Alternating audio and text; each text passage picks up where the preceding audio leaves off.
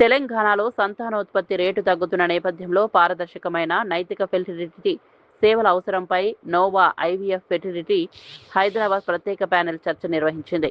Beyond IVF building trust ethics and awareness in assisted reproductive technology పేరిట జరిగిన కార్యక్రమంలో వైద్య, న్యాయ, మీడియా రంగాల నిపుణులు పాల్గొన్నారు. ప్రతి 6 జంటల్లో ఒక జంట సంతానలేమి సమస్యను ఎదుర్కొంటున్న నేపథ్యంలో ఏఆర్టీ చట్టం 2021పై ప్రజలకు పూర్తి అవగాహన కల్పించడం అత్యంత అవసరమని నిపుణులు పేర్కొన్నారు. గుర్తింపు పొందిన ఫెర్టిలిటీ కేంద్రాలను మాత్రమే ఆశ్రయించాలని, చికిత్సకు ముందు తమ హక్కులు, చట్టపరమైన నిబంధనలను తెలుసుకోవాలని సూచించారు. పారదర్శకత, నైతిక విలువలు, ప్రజల విశ్వాసం పెంపొందించే ఫెర్టిలిటీ సేవలు మరింత బలోపేతం అవుతాయని ప్యానెల్ సభ్యులు అభిప్రాయపడ్డారు. ఆరోగ్యకరమైన కుటుంబ నిర్మాణంలో సమాజం మొత్తం భాగస్వామ్యం కావాల్సిన అవసరం ఉందని వారు స్పష్టం చేశారు.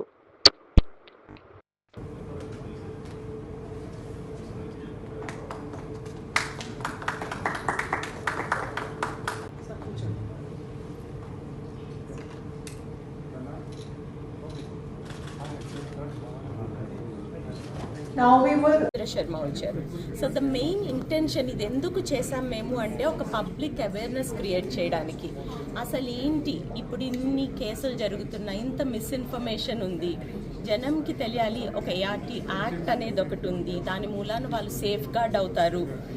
ప్రొసీజరల్గా ఎవరైతే చేస్తున్నారో, ఎథికల్ ప్రాక్టీస్ ఎవరైతే ఫాలో అవుతున్నారో, ఏమేం సెంటర్స్ ఈ యాక్ట్ని ఫాలో అయ్యి టెక్నికలీ రైట్ వేలో వెళ్తున్నాయో, so this is how they should approach doctors or fertility centres. So ఈ పబ్లిక్ అవేర్నెస్ క్రియేట్ చేయడం కోసం this is a public platform that we have created today.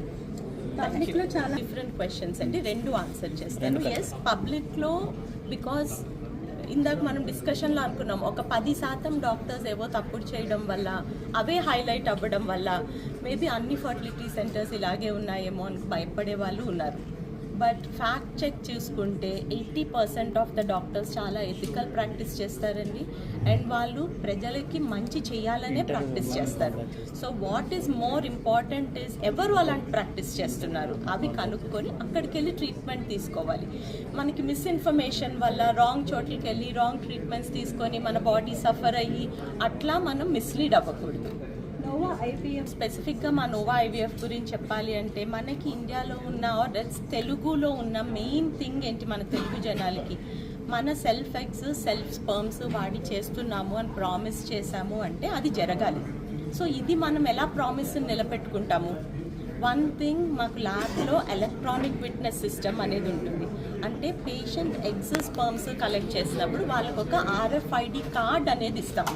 And మా lab is connected to this RFID electronic witness system.